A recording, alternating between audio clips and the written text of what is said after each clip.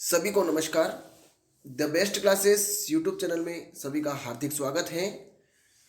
जैसा कि आप सभी को मालूम है कि पिछले वीडियो में मैंने आपको इंग्लिश के एक चैप्टर के बारे में बताया था, टेंस के बारे में। तो उसी का एक रूप है, उसके बारे में चर्चा करेंगे। Active and passive voice chapter के बारे में पूरी विस्तृत चर्चा करेंगे। वीडियो को अंत तक जरूर देखें और बिना स्किप किए वीडियो को अंत तक देखें, ताकि जो भी आपके समस्या है, जो भी आपको प्रॉब्लम आ रही है इस चैप्टर में, वो सभी समस्या का समाधान इसमें मिल जाएगा आपको। तो चलिए स्टार्ट करते हैं। एक्टिव एंड पैसिव वॉइस, इसका होता है कर्तवाच्य और कर्मवाच्य। सबसे पहले इसमें ये होता है कि चेंज इन प्रोनाउंस, सर्वनाम में परिवर्तन किस प्रकार से होता है। तो एक्टिव में जहाँ एक्टिव में आई रहता है वहाँ पैसिव में मी बन जाता है। जहाँ एक्टिव में वी रहता है वहाँ पैसिव में अस बन जाता है। यू एक्टिव में रहता है तो पैसिव का भी यू ही बनेगा। ही अगर एक्टिव में जहाँ सेंटेंस में ही है वहाँ पैसिव अगर बनाना चाहते हैं तो वहाँ हिम बनेगा, ही का। शी का हर बनेगा, दे का देम बनेगा और ईट का ईट ही रहेगा।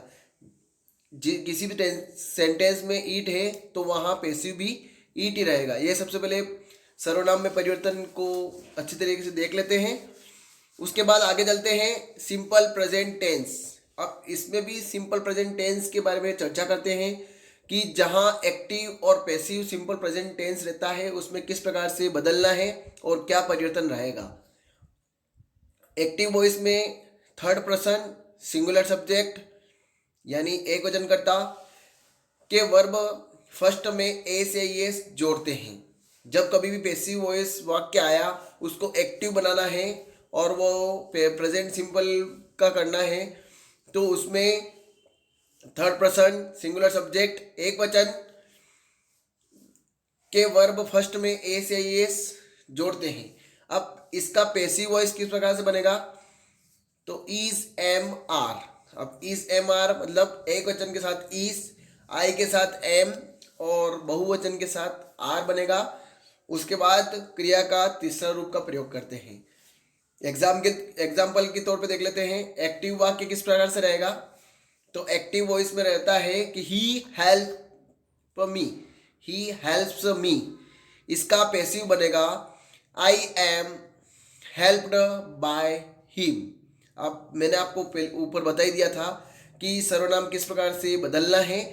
तो जब ऑब्जेक्टिव केस में मी है तो पैसिव वॉइस बनाने के लिए ये आई बन जाएगा। ये आपको मैंने ऊपर बताया कि आई का मी और मी का आई बनेगा। जहां एक्टिव में ऑब्जेक्ट ये है तो उसमें मी का आई बन जाएगा।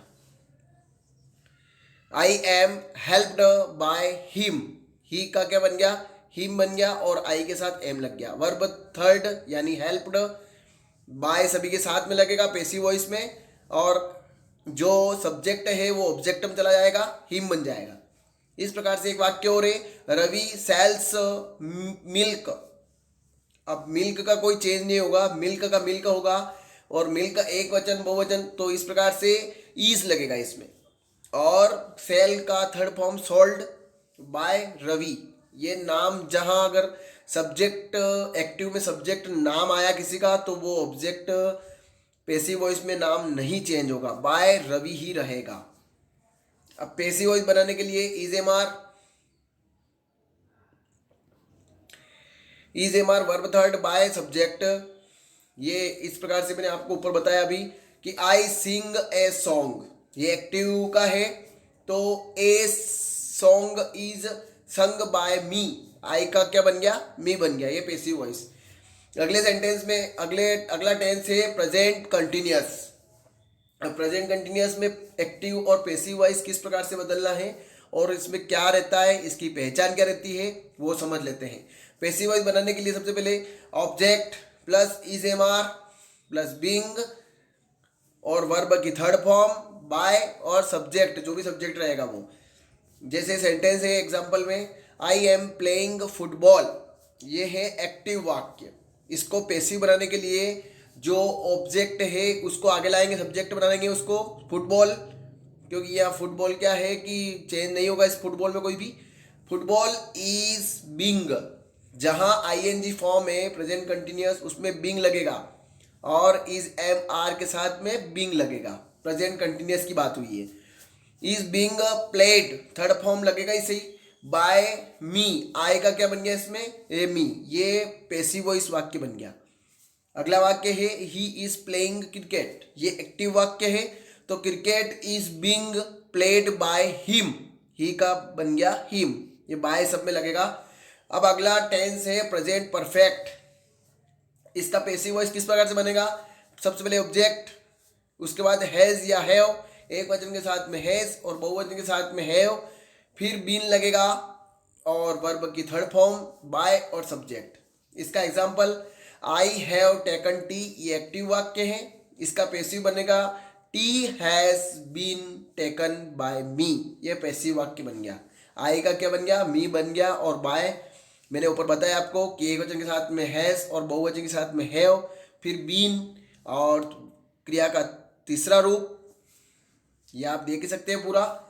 इस प्रकार से एक और सेंटेंस है दे हैव संग सॉन्ग्स, ये एक्टिव वाक्य, इसका पैसिव बनाएंगे तो सॉन्ग्स हैव, क्योंकि बहुवचन है songs, have been sung by them, they का क्या बन गया, देम। सबसे पहले अपने को सर्वनाम परिवर्तन किस प्रकार से होता है वो जानना है, उससे ही सभी काम आगे बढ़ेगा। अब आता है अगला टेंस पास्ट सिंपल, इसका पैसिव कैसे बनेगा, तो ऑब्जेक्ट प्लस वाज वर और वर्ब का तीसरा रूप बाय और सब्जेक्ट।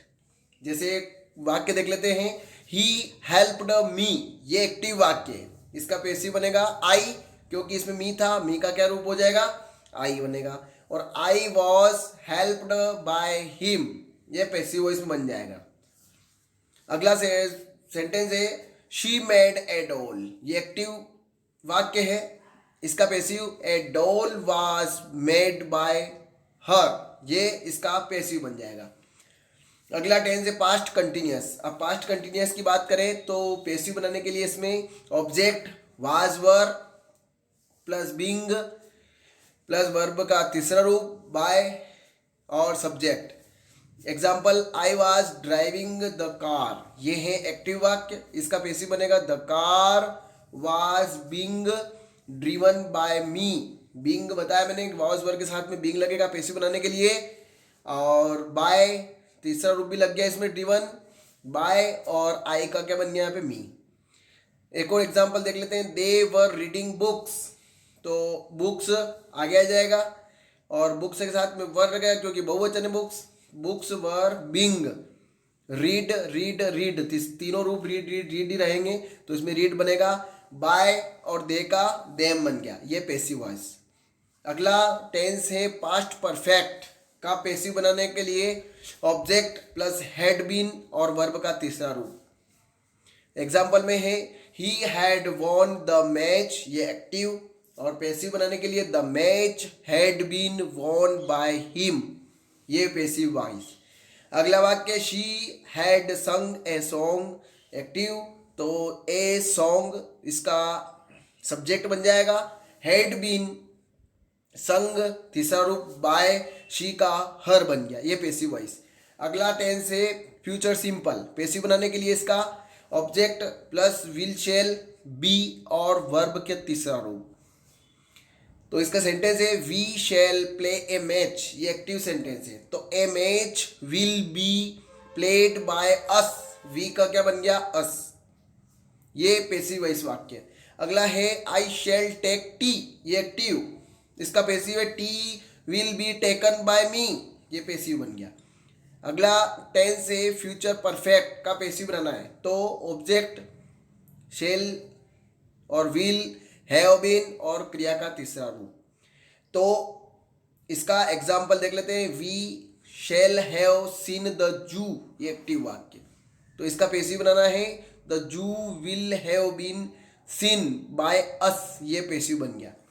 अगला she will have return the letters, ये एक्टिव वाक्य, इसका पैसिव बनेगा the letters will have been return by her, ये पैसिव बन गया, शी का हर बन गया।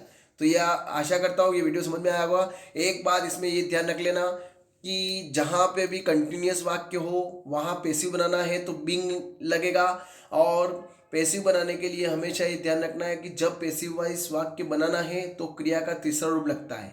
ये दो बात विशेष। और बाय के बाद में सब्जेक्ट को लिखना है, और मैंने आपको बताया वो अक्सर सबसे पहले वो खास मेन बात इसमें इंपॉर्टेंट ये रहेगी कि सर्वनाम परिवर्तन किस प्रकार से होता है, वो आपको खास तौर पे ध्यान रखना है। आई का मी बनेगा, यू का यू ही रहेगा, वी का अस बनता है, दे का देम, ये बहुत ज़्यादा इंपॉर्टेंट है। तो मैं आशा करता हूँ कि आप वीडियो आपको अच्छा समझ में आया होगा, और वीडियो को स्किप करके आप पूरा विस्तृत देख सकते हैं। ये आप पूरा एक्टिव वॉइस पैसिव वॉइस समझ सकते हैं। इस प्रकार से मैंने आपको एग्जाम्पल के तौर पे और किस प्रकार से रूल्स का प्रयोग करते हैं वो मैंने आपको बताया। इसमें ये पूरा आप व्यवस्थित देख सकते हैं। और सर्वनाम में परिवर्तन, ये सबसे मेन इम्पोर्टेंट चीज़ इसमें यही है कि ये याद रखना बहुत ज़रूरी है कि किस में किस प्रकार से प्रयोग होता है। ज़्यादा से ज़्यादा शेयर करें वीडियो को, और आप मेरे चैनल पर नए हैं तो चैनल को सब्सक्राइब जरूर करें।